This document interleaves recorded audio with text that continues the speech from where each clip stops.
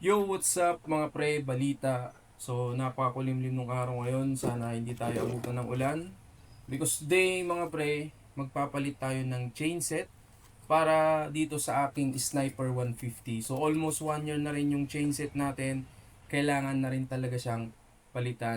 Anong ibabalit natin ngayon mga pre is from DID. And nabili natin to sa halagang 950 plus. Medyo kapos kasi tayo sa budget ngayon, so hindi muna tayo bibili ng genuine parts. So itatry muna natin tong DID. And yung sukat pala nito is kaparehas pa rin nung stock, which is 14 teeth yung kanyang front sprocket. And then yung kanyang rear sprocket naman is 42. So huwag na nating patagalin pa mga pre, ikabit na natin. So first things first, baklasin muna natin tong mga nakaharang. Ito yung isang diskarte ko mga pre, habang nakakabit pa yung gulong. So luluwagan ko na yung mga nut dito sa sprocket para hindi na ako mahirapan mamaya. So 12mm socket pala yung kailangan nyo dito. And then kailangan nyo lang ikambyo para hindi umikot yung gulong. Andun sa naman sa front sprocket is 8mm yung kailangan nyo dun para matanggal.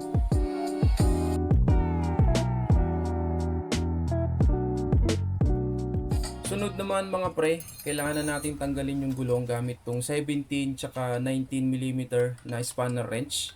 And after nyo matanggal yung gulong, meron kayong kailangang luwagan dito, which is yung bolt nung caliper bracket. Pag hindi nyo yan niluwagan, hindi kayo makakapag-adjust ng kadena. And then meron kayong kailangang sikwatin mga pre. Dahil lagi itong nag-i-stack up dito sa caliper bracket. So kapag hindi nyo nasikwat, hindi nyo rin ma-adjust ng maayos yung kadena. So after nito mga pre, babaklasin na rin natin yung sprocket doon sa flange gamit yung 12mm socket.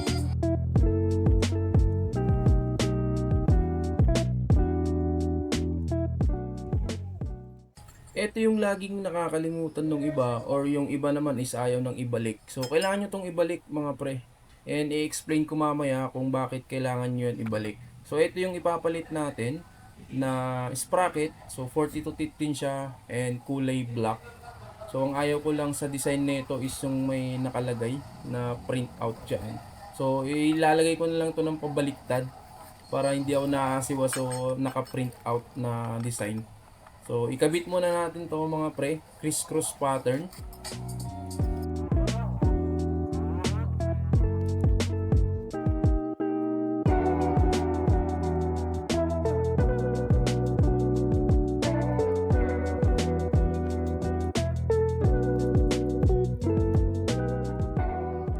Kabit na rin natin yung front sprocket mga pre. So 14 teeth. Ito pala yung itsura niya. So black din mga pre. So madali lang naman yan ikabit. Isasakto nyo lang yun sa butas. And then yung 8mm na bolt kanina, yung pa rin yung ilalagay natin mga pre.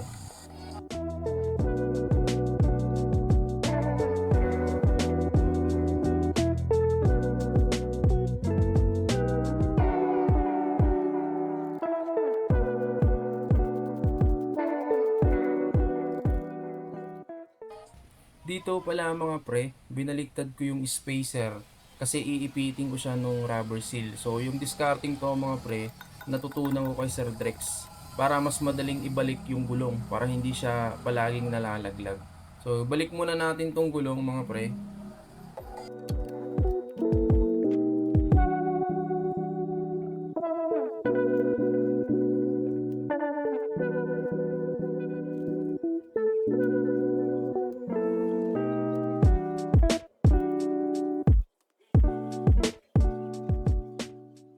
Isusukat na natin yung kadena mga pre para malaman natin kung magpuputal ba tayo o hindi.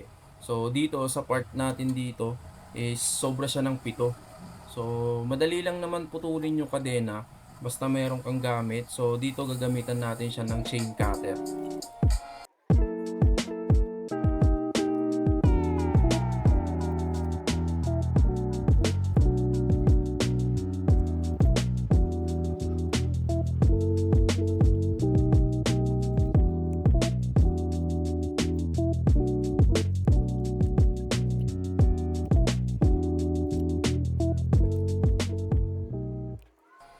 So kung first time mo magkabit ng kadena and then napansin mong may play to, so huwag kang mangamba. Kasi talagang may play yan mga pre. Para hindi masyadong stress yung kadena. And then ito yung gustong i-point out. Yung chain catcher or chain cover or sprocket cover. Hindi ko alam yung exact na tawag yan. Pero kailangan nyo yun ibalik mga pre. Para in case na tumalon yung kadena nyo, hindi siya maipit dito sa swing arm at saka sa sprocket. Kapag naipit kasi dyan, pumagitna siya dyan, pwedeng mag-lock yung gulong ninyo and then pwede siyang mag-cause ng accident. So kailangan yun ibalik mga pre. Kasi nilagay nila yan for safety purposes. So dito naman mga pre, yung diskarte natin dito para mas mapadaling ikabit yung lock. So ipakagat nyo lang sa sprocket yung kadena para mag-stay and then mas madali nyo nang maikabit yung lock ng chain natin.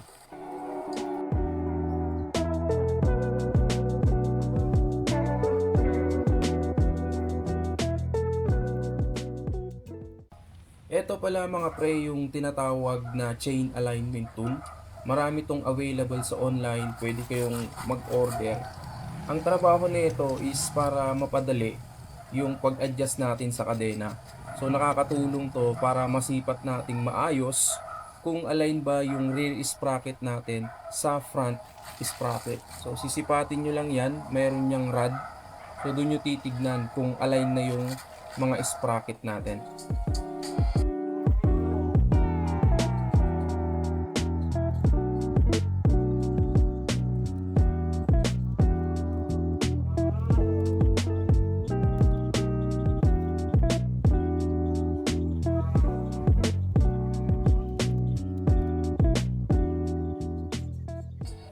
At ayan nga mga pre, patapos na tayo dito sa pagpapalit ng chain set sa Sniper 150 natin.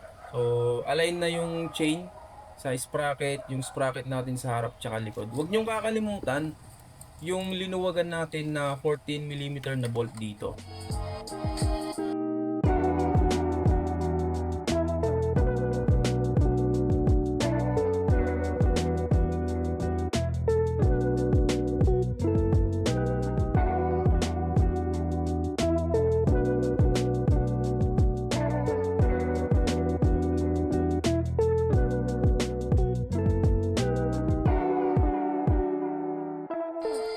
And na mga pre, tapos na tayo sa pagpapalit ng chain set natin dito sa Sniper 150 ko. And sa mga hindi pa nakapag-follow or subscribe, pwede po kayong mag-subscribe at mag-follow sa akin. So malaking tulong yun mga pre. So hanggang dito na lang muna yung episode 2 ng ating motovlog series.